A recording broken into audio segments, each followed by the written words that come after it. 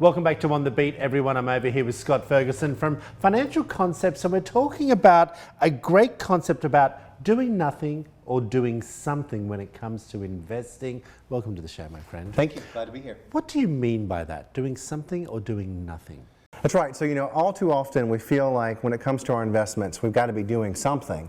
But in reality, to me, doing nothing is doing something, because sometimes sticking with what you've got is the right thing to do. Even with all the noise that we hear, we should be doing this, we should be doing that. If we've got a plan-based investment portfolio, sometimes doing nothing and just sticking to that plan is the right thing to do. So when you say it's already a plan in place, when you say doing something or doing nothing, you've already invested. That's right. Instead of playing the market as an example on a daily basis, sometimes it's good just to take a breath. That's right, that's right. I'm a big believer in making sound investment decisions, and so you want to be plan-based in those decisions. And so if you've got a plan and your plan says you need to be doing this, even if the market is topsy-turvy or you've got noise in your ear saying you should be doing something different, you need to stick to your plan and make those decisions. Or your parents are saying you should be doing this. That's right. You should be listening to Scott.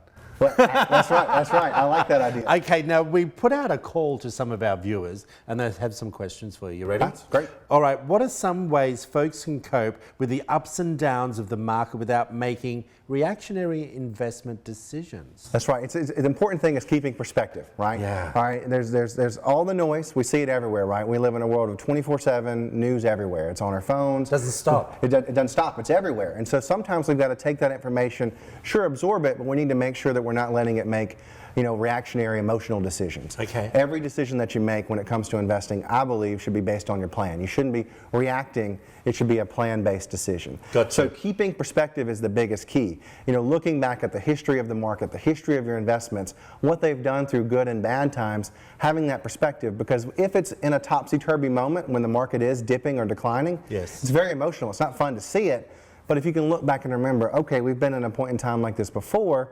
typically that can give us, some peace of mind of knowing, okay, we've seen an event like this before. What happened? What should I be doing now? All right, you ready for the next one? Yes. All righty, would you agree one of the biggest factors to successful investing is making a plan-based investment decisions instead of reactionary ones? Yes, I'm a big believer in putting a plan in place, right? And I mentioned that at the very get-go. You want to always have a plan when it comes to your investments, because otherwise you're just picking something for really no rhyme or reason, right? If you've got a plan in place, you're picking investments based on what that plan is. So putting that plan in place gives you the keys. I want to ask you, how do you get rid of the noise? Because we do react to the noise. That's right, and it takes, successful investors can get rid of that noise, right? And it takes, you got to remind yourself. You always got to be thinking, you know what? I've got a plan in place. Have an advisor, somebody you can lean on to talk to in those moments when the noise does ramp up and start to get to you. Having somebody you can lean on to talk to, I think, is a really big key, because you got to push that noise out. Because if you make reactionary decisions, history and statistics show us investors who react as the market goes up and down have statistically done less rates of return than investors who didn't react. All right, I've got one more for you. If the ups and downs of the market have someone worried, well, it can be, and they are contemplating making a change to their investments, can you offer them any input on what steps they should take? Or if any? Yeah, well, it just depends, right? If you've got an advisor, talk to your advisor, let your advisor know, you know what, I'm worried. This headline has got my attention and it's making me think, what should I be doing?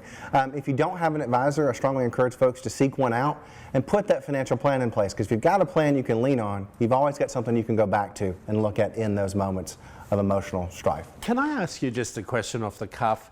Is saving 10% of your gross salary enough?